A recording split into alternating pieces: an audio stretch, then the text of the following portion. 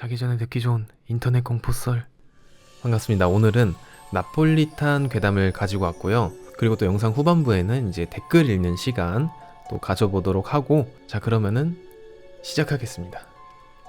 자, 첫 번째 괴담의 제목은 정신오염입니다.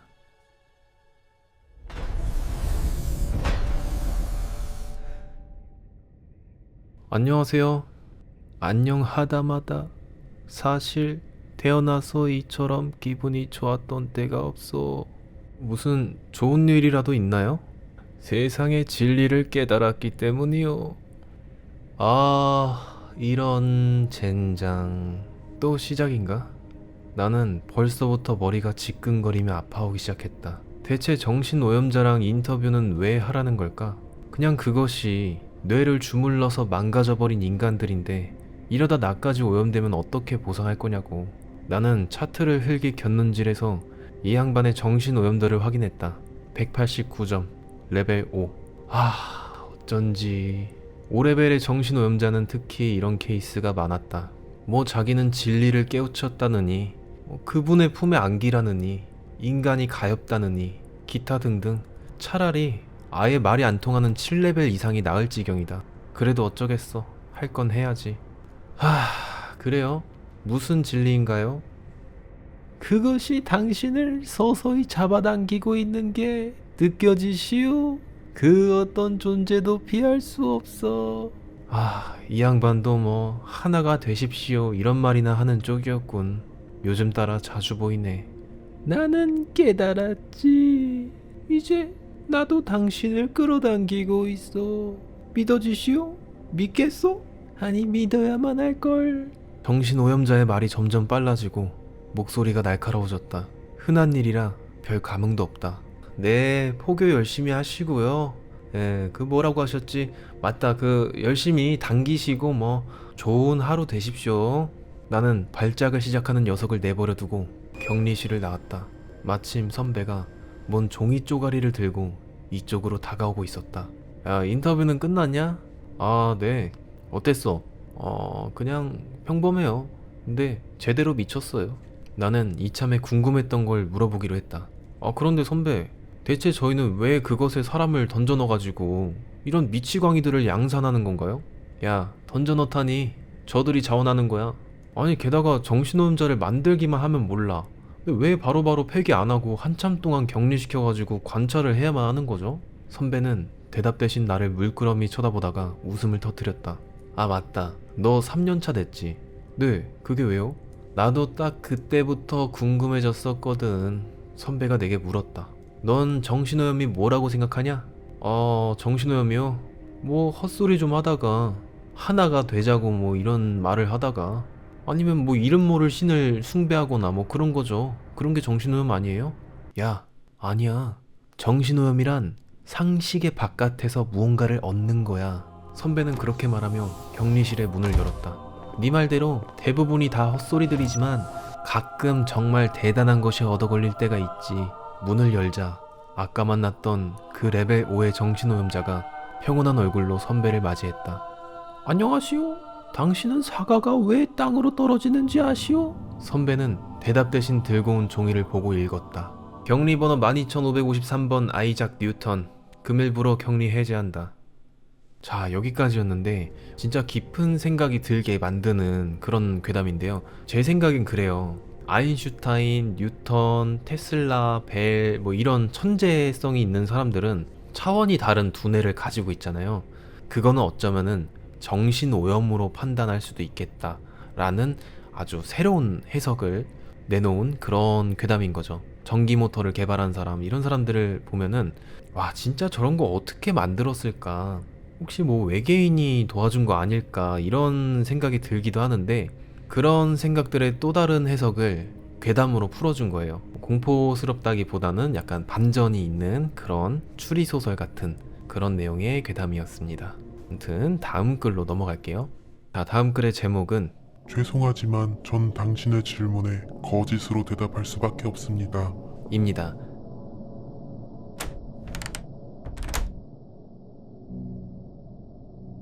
안녕하십니까? 놀라지 마십시오. 저는 당신에게 어떠한 물리력도 행사할 수 없습니다. 죄송하지만 전 당신의 질문에 거짓으로 대답할 수밖에 없습니다. 자, 질문을 해주십시오. 아, 저는 지금 어디에 있는 건가요?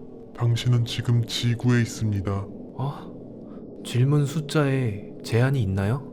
아니요, 존재하지 않습니다. 20개보다 많은 질문을 해도 몸이 터져 죽지 않습니다. 확실한 탈출 방법이 존재하나요? 아니요, 존재하지 않습니다. 그럼 제 눈앞에 보이는 3개의 문 중에 탈출구가 존재하나요? 존재하지 않습니다. 3가지 문 모두 당신에게 이롭지 않은 문입니다. 그럼 정확한 문으로 나가기만 하면 탈출할 수 있는 건가요? 네, 그렇습니다. 아무 조건도 충족하지 않은 채 올바른 문을 통과하면 당신은 원래 세계로 돌아갈 수 있습니다. 그럼 충족해야 하는 조건이 당신과 관련이 되었나요? 그렇습니다. 그럼 충족해야 하는 조건이 문과 관련이 되었나요? 아니요, 전혀 관련되어 있지 않습니다. 그러면 그 조건이 이 공간과 관련이 되어 있나요? 그렇습니다. 그러면 혹시 충족해야 되는 조건이 제 자신과도 관련이 되어 있나요? 아니요, 당신과는 전혀 관련이 되어 있지 않습니다. 그럼 자해를 하는 행위와 관련이 되어 있나요? 아닐 겁니다. 그러면 제 자신과 저 문과 동시에 관련이 되어 있는 건가요? 아니요, 올바른 문을 찾으면 그 문을 열고 나가면 되나요? 그렇습니다. 그러면 올바른 문에 전속력으로 돌진하면 나가지나요? 아니요, 당신은 정상적으로 원래 세계에 갈 수 없을 것입니다. 제가 지나야 하는 문은 제 기준에서 왼쪽에 있는 문인가요? 그렇습니다. 그렇다면 중앙의 문인가요? 아닙니다. 왼쪽 혹은 오른쪽 문 중 하나입니다. 도와주셔서 감사합니다. 도와주지 않았습니다. 근데 왜 당신은 거짓으로 답할 수밖에 없나요? 이 공간을 만든 존재와 내기가 있었습니다. 죄송하지만 전 당신의 질문에 거짓으로 대답할 수밖에 없습니다. 당신은 저를 도와주는 존재가 맞습니까? 아니요, 당신은 저를 도와주는 존재가 맞습니까? 아니요,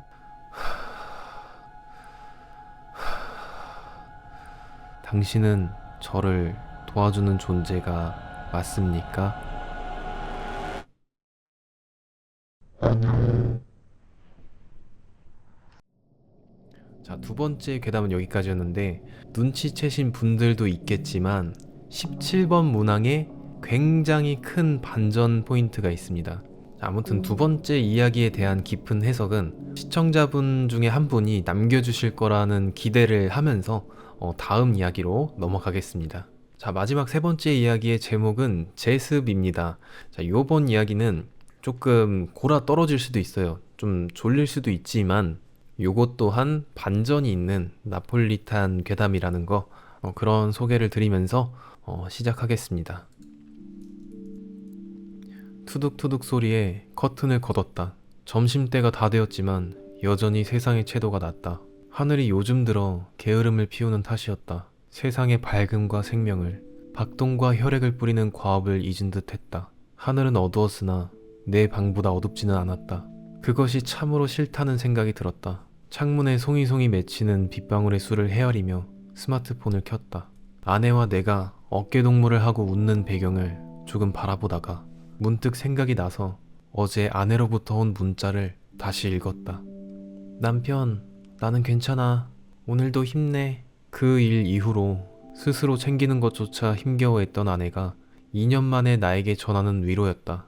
눈 아래가 찡할 정도로 울컥하면서도 동시에 덜컥 겁이 나는 메시지였다. 어렸을 때는 장마철이 좋았다. 적당히 어둑한 회색 구름이 좋았고 물냄새가 자갈처럼 가라앉은 비릿함이 좋았고 장화 신고 웅덩이를 밟을 때 튀기는 물방울이 좋았다. 언제부터 그것이 싫어졌는지는 모르겠다. 구구단을 배우고 친구의 비위를 맞추는 법을 배우고 어른의 말을 한 귀로 흘려듣는 법을 배우고 열렬히 사랑하는 법을 배우고 아파서 우는 법을 배우고 웃겨서 웃는 것이 얼마나 귀한 일인지 배우고 나니까 문득 내가 이제 장마철을 싫어한다는 것을 깨달았다. 내가 무엇을 얻었길래 혹은 버렸길래 그렇게 된 건지는 몰랐다. 해답을 얻은 것은 제희 덕분이었다. 몇 번의 난임 치료 끝에 간신히 우리 부부에게 합격 통지서를 보낸 2.7kg짜리 면접관. 1시간 반 간격으로 젖을 달라 울다가 뭐든지 입에 넣고 우물거리다가 뒤뚱뒤뚱 몇 걸음을 가다가 철퍽 넘어져서 잉잉 투정을 부리다가 유치원 봉고차에 타면서 엄마를 온 힘을 다해 꽉 쥐고 눈물을 줄줄 흘리다가 초등학교 입학 기념으로 간 신발 가게에서 제법 신중한 눈빛으로 고민하다가 핸드폰을 사달라고 칭얼대다가 그 24시간의 사소함들이 돌이켜보면 필터를 씌운 듯 곱고 쨍한 색감으로 남은 이유. 아이가 특유의 건조함으로 눅눅함을 한껏 잡아먹고 있었기 때문이다. 제희는 마치 장롱 속 깊게 넣어두고 까먹는 제습제 같았다. 퇴근하고 대문을 열면 몸을 확 감싸오는 냄새가 기분 좋게 포근했던 것. 현관의 노란 조명이 유독 진한 살색빛을 띠던 것. 이 모든 것이 아이의 발자국을 따라 남은 건조함의 흔적들이었다. 공기 중에 수분이 없어 사방팔방 튀지 않은 빛들이 곱게 정렬한 것이었다. 그래, 내가 잃은 것은 어쩌면 타고난 건조함이었을지도 모른다. 흐르는 세월이 물이라면 그를 따라 흐르는 물방울들은 시간의 조각이다. 살아가는 모든 순간 나는 조금씩 젖어들었다. 물기를 한껏 머금어야 흐물흐물하게 녹을 수 있기 때문이다. 사회에 녹아들기 위해서는 필수 불가결한 절차였다. 소위 말하는 어른이 되는 과정이었다. 장마철을 싫어하게 된 까닭을 알고 나니 이 조그마한 사고뭉치가 마치 우리 집을 지켜주는 신비로운 영물처럼 보였다. 아내에게 달려가 내가 깨달은 바를 마치 부처님이라도 됐냐 거창하게 설명하자 아내는 피식 웃었다. 그래? 제이가 요즘 자꾸 장롱 속에 숨길래 뭔가 했는데 물 먹는 아마라서 그랬구나. 그날도 이렇게 추적추적 비가 내렸다. 제이가 친구와 약속한 시간이 아슬아슬하다면서 뛰어나간 날이었다. 그 허둥지둥하는 모양새에 소파에 누워있던 나는 차를 태워줄까 말까 고민을 하다가 아이가 이미 뛰쳐나갔다는 사실을 변명삼아 다시 누웠다. 하지만 평소처럼 아스팔트에 새겨진 하얀 줄무늬가 자신을 지켜줄 것이라고 믿어버린 아이를 과속으로 우회전하는 차가 들이받았다. 세포와 칼슘은 도저히 강철을 이길 도리가 없었다. 도저히 못 보겠다며 우는 아내를 뒤로 한 채 확인한 블랙박스에서 제이는 부서진 채 날아올랐고 더 이상 제이가 아닌 채로 도로에 떨어졌다. 이제 물기를 빨아들이지 못하게 된 건조한 살은 도로를 덮은 채 물안개 속으로 가라앉았다. 장례식이 끝나는 순간까지도 나는 도무지 이것이 현실이라는 자각을 하기가 힘들었다. 사진 속에 웃고 있는 아이는 여전히 건조해 보였다. 내 슬픔의 무게를 지레짐작하고 울상을 짓는 이들에게 사실 지금 그렇게 슬프지 않다고 말하고 싶었다. 금방이라도 아이를 다시 볼 수 있을 것만 같았다. 나의 시간이 비로소 현실과 맞물린 것은 현관문을 여는 순간이었다. 정확히 말하면 문을 열자마자 코를 훅 찌르는 물비린내를 맞자마자였다. 손등과 팔뚝에 닿는 공기가 축축하다고 느끼자마자였다. 곰팡이가 가득 핀 것처럼 퀴퀴한 집을 들어가 불을 켰다. 전등의 불빛도 그새 탁한 회색조를 머금었다. 아내는 혼잣말로 환기해야겠다고 중얼거렸다. 하지만 이곳저곳을 활짝 열고 다닌 아내는 기어코 제이의 방만큼은 열지 못했다. 다음 날도 다다음 날도 아내는 그 방의 문을 열지 않았다. 마치 제이의 시간을 그 안에 가두려는 것 같았다. 아무데도 가지 못하게, 자기 멋대로 하늘에 날아가 버리지 못하게. 나는 아내가 자신의 마음마저 그 방에 가두었다고 생각을 해서 몇 번이고 설득을 하려고 했으나 그게 악수가 되었다. 아내는 이제 보내줘야 한다는 내 말에 엄청난 상처를 입은 듯 했다. 배신감이 그렁그렁 매달린 눈망울로 나를 보며 울었다. 그 문은 2년이 지난 지금까지도 열리질 않았다. 핸드폰 배경화면을 하염없이 바라본다. 한때는 이 배경화면에 세 개의 미소가 초승달처럼 떠 있었다. 사고 이후 한동안 나는 배경화면을 그대로 두었다. 핸드폰을 켤 때마다 그것이 날 다치게 하기 때문이다. 내 마음이 부서질 때마다 그 틈으로 후회라는 이름의 독이 조금씩 빠져나갔다. 그저 그렇게 살았다. 배경화면을 바꾼 계기가 뭐였지? 잘 기억이 나질 않지만 붙잡혀 있는 것과 붙잡고 있는 것은 다르다는 것을 깨달았기 때문이었다. 그러나 아내는 나와 달랐다. 여전히 아내의 마음속에는 세 개의 초승달이 떠 있다. 나는 지금 이 순간에도 저지르지 않은 죄를 속죄하고 있을 그녀에게 전화를 걸었다. 전화 연결음을 들으며 힘없이 늘어진 목소리를 기다렸다. 하지만 나를 맞이한 건 첫 음이 확 튀는 악센트였다. 선명한 힘이 느껴지는 목소리였다. 여보, 퇴근했어? 방금. 현실감이 느껴지지 않아서 대답이 조금 늦었다. 아내는 개의치 않는 듯 쾌활한 목소리를 냈다. 출장 힘들어서 어떡해? 잠자리는 편해? 그토록 그리워했던 목소리 톤에 아찔해졌던 정신을 바짝 붙잡은 것은 스피커 뒤로 들려오는 시끌시끌한 소음이었다. 나는 간신히 물었다. 지금 어디야?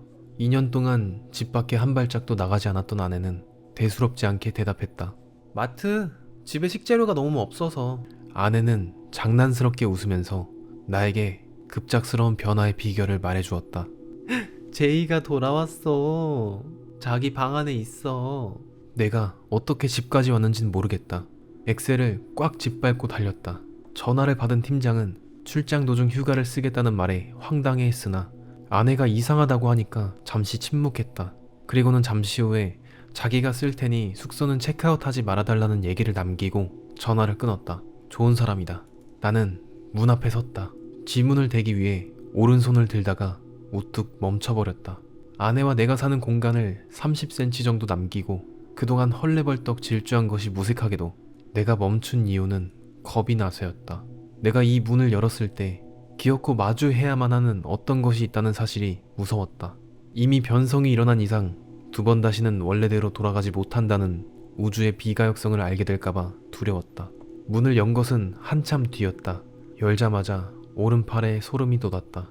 습하다 못해 축축한 공기 때문이다. 형용할 수 없는 이상한 냄새가 났다. 마치 가을비가 내린 직후 낙엽이 한가득 담긴 물 웅덩이가 풍기는 썩은 내 같기도 했다. 탕탕 소리가 나는 주방으로 천천히 걸었다. 오랜만에 듣는 경쾌한 소리. 식칼이 신나게 도마를 때리는 소리였다. 아내는 흥에 겨울 때 저렇게 칼질을 하곤 했다. 위험하다고 따끔하게 혼내도 고치지 못한 버릇이었다. 보글보글 가스레인지 한 구석에서 찌개가 끓는 소리가 났다. 전기밥솥이 일을 하는 삑삑 소리가 뒤따랐다. 일상이 연주하는 화음 속에서 바지런히 움직이는 아내의 뒷모습이 보였다. 여보, 출장은? 인기척을 느꼈는지 뒤돌아서 나를 본 아내가 깜짝 놀라며 다가왔다. 나는 아내의 작은 몸짓 하나하나에 단호하게 실려있는 힘을 느꼈다. 그토록 그리워했던 아내의 생기였다. 일이 있어서 가봐야 된다 그랬어. 잘했어. 아내는 어린아이를 칭찬하는 것처럼 내 머리를 쓱쓱 쓸었다. 나는 몇 번이고 입술을 달싹이면서 이 다음에 말해야만 하는 단어를 뱉을까 말까 망설였다. 입만 버끔거리다가 내 망설임이 망설여지는 순간을 놓치지 않고 간신히 토해냈다. 제이는? 내가 그토록 힘겹게 꺼낸 단어에 아내가 환하게 웃으며 대답했다. 지 방에 있어. 밥 다 되면 부르려고. 아내가 그 말을 남기고 찌개가 탄다며 허둥지둥 주방으로 향하는 걸 보다가 나는 2년 동안 닫혀 있었고 이제 곧 열리려고 하는 나무 문짝을 향해 한 걸음씩 걸었다. 나는 문 앞에 서서 조심스럽게 고개를 숙였다.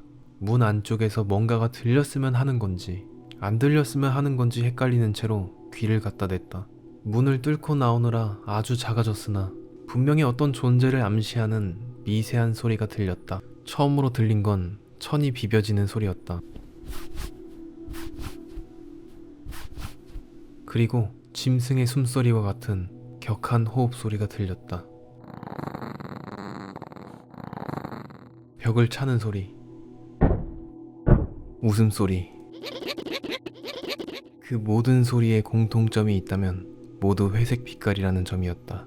장마철 하늘을 가리는 우중충한 먹구름처럼 질척거림과 끈적함의 색조 덕분에 나는 듣는 것만으로 이 안에 무언가가 있다는 사실과 절대 그것이 제 희가 아니라는 사실을 동시에 알았다. 그렇다면 이 안에서 움직이는 건 무엇인가? 알 수 없는 노릇이다. 아마 그것은 마구 엉켜서 먼지를 한껏 머금은 시간일 수도 있다. 아마 그것은 하루가 다르게 크던 제이가 벗어두었던 허물일 수도 있다. 아마 그것은 아내가 이 안에 남겨둔 것과 화학작용을 일으킨 물방울들이 사람의 흉내를 내는 것일 수도 있다. 그것이 무엇이 되었든 절대 제이는 아니었다. 나는 식탁 한 구석 의자에 앉아 고민을 거듭했다. 삐. 밥솥이 하얀 쌀알들이 물을 한껏 머금고 맛있는 밥이 다 되었다고 알려줬다. 갑자기 그런 생각이 들었다. 이제 저 안에 든 것은 무슨 일이 있어도 다시 쌀이 될 수 없다. 요컨대 우주의 비가역성이다. 나는 무심결에 핸드폰을 꺼내다가 손에 힘을 넘어주었는지 공중에 휙 던져버렸다. 아내는 그런 나를 보고 크크 웃으며 언제쯤 그만 덜렁거릴 거냐고 핀잔을 주었다. 벽에 부딪히고 마룻바닥에 떨어진 핸드폰을 주워서 확인해보니 액정에 사람 인자 모양의 금이가 있었다. 어쩐지 뭔가 깨지는 쨍강 소리가 들린 것 같다 했다. 황급히 화면을 켜보니 균열은 나와 아내의 몸을 그대로 관통하고 있었다. 문득 이 쪼개짐이 마치 오래전부터 내 핸드폰에 새겨져 있었던 것처럼 익숙하다고 생각이 들었다. 밥솥은 이제 뜸을 들이면서 천천히 타이머를 돌려 카운트다운을 시작했다. 숫자가 0이 되는 순간 밥솥 뚜껑이 열리고 저 방문도 열린다.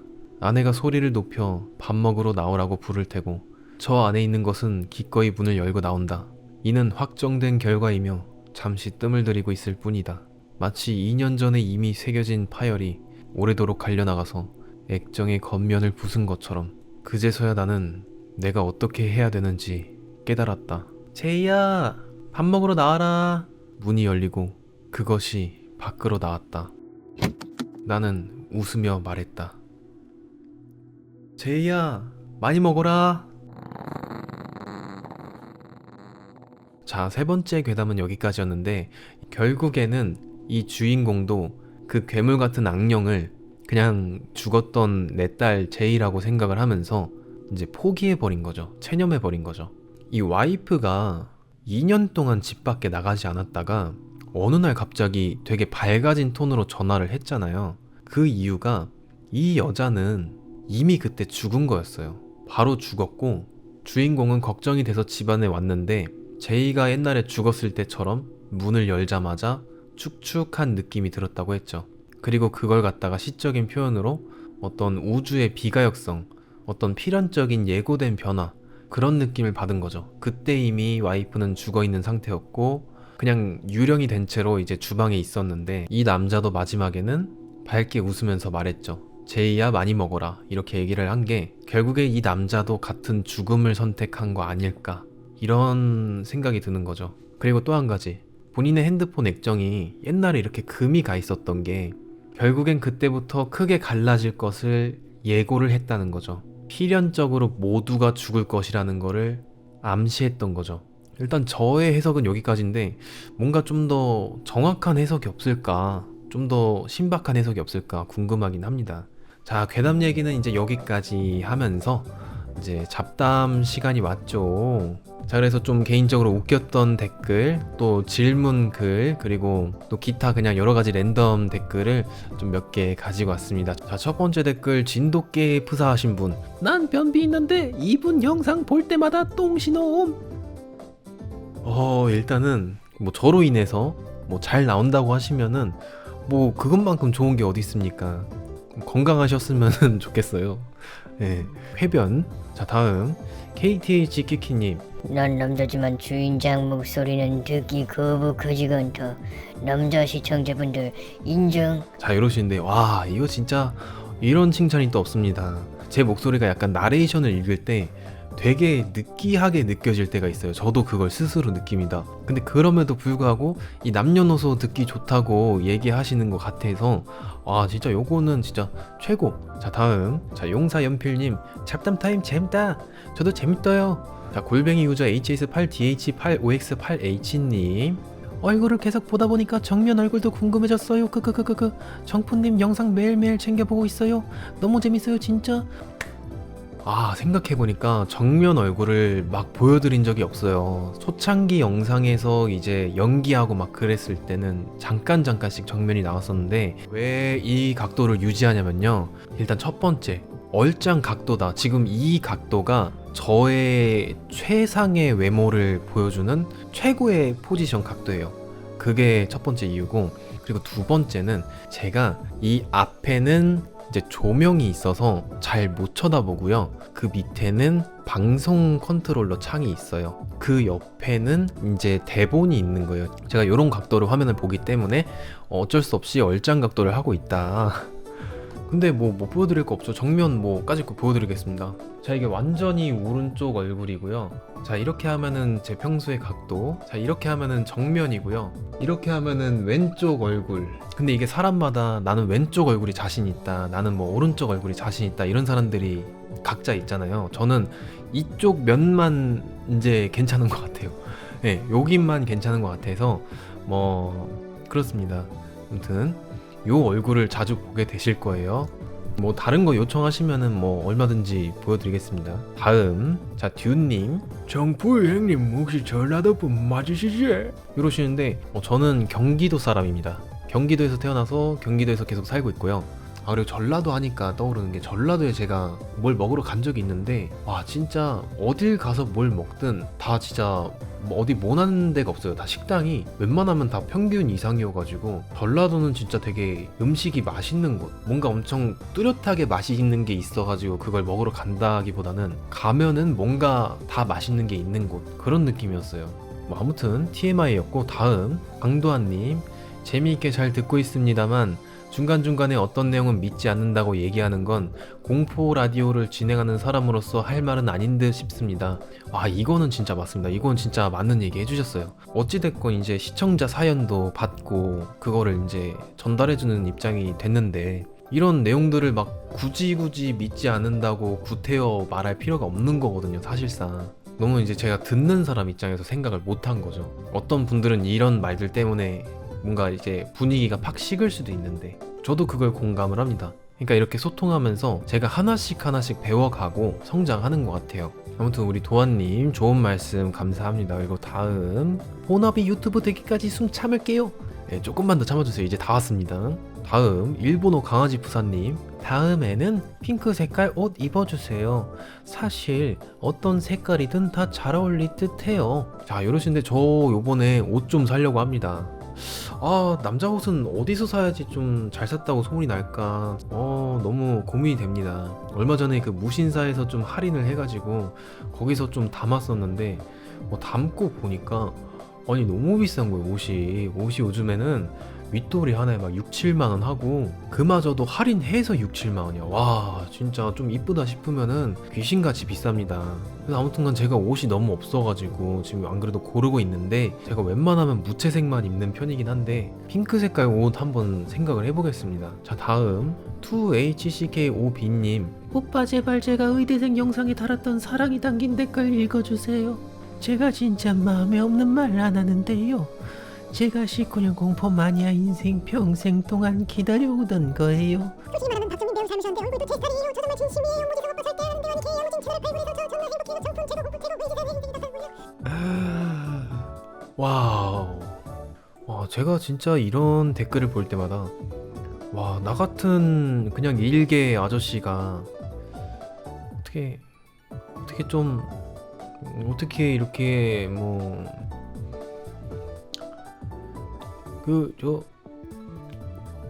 고마워요. 다음, 청푸님 갈수록 영상 편집 퀄리티가 세련돼지는 것 같아요. 진짜 이런 분들이 계시면은 저는 더 열심히 하죠. 더 퀄리티를 높여버리죠. 너무 감사합니다. 다음, 저 나미통님. 편집할 때 소리를 더 키워서 해주실 수 있나요? 자동차에서 듣는데 타 영상보다 청푸님 영상 소리만 작은 것 같아요. 제가 약간 편집할 때 어떻게든 최대한 높여가지고 이제 사운드를 올리긴 하는데, 이게 뭐가 마이크 문제인가 싶기도 하고, 종종 소리가 작다고 하시는 분들이 계속 있어요. 그래가지고 제가 요거 때문에 이제 오디오 장치를 좀 고민 중입니다. 오디오 장비를 좀 바꿔볼까, 좀 입력 신호를 좀 잘 받는 오디오 인터페이스를 좀 골라볼까 생각이 듭니다. 그래서 요것도 어떻게든 조만간 해결을 할 테니까 조금만 불편하시더라도 조금만 더 올려서 들어주셨으면 정말 감사하겠습니다. 다음, 자, 고라파덕 프사하신 분. 돌비처럼 가능하면 매일 올리는 게, 이런 게 공포 채널은 중요한 것 같아요. 화이팅. 아니, 이분은 맨날 빨리빨리 좀 올려달라고 되게 재촉을 하시는 분이에요. 그래가지고 제가 이분 댓글 때문에 진짜로 작업 속도가 좀 빨라지는 그런 느낌이 있습니다. 자꾸 이제 재촉을 하셔가지고 이런 거 되게 좋습니다. 이 경주마도 채찍질을 한 번씩 엉덩이에 맞아야지 가기 때문에 진짜 이런 것도 저희 어떤 기폭제, 어떤 자극이 되는 것 같아요. 아주 고맙습니다, 고라파덕님. 자, 아무튼 여기까지 읽고요. 다음 영상 후반에는 좀 댓글 말고 또 이제 할 만한 게 뭐가 있을까, 그런 게 좀 고민이 되기도 하고 그럽니다. 아무튼 여기까지 봐주신 분들 정말 감사드리고, 우리 또 멤버십 가입자분들 한 번에 또 띄워가지고 또 감사 인사 오늘도 드리고 싶습니다. 자, 멤버십 가입해주신 분들 너무 감사드리고요. 옷 따뜻하게 잘 입으시고 다음 영상 때 봅시다. 안녕.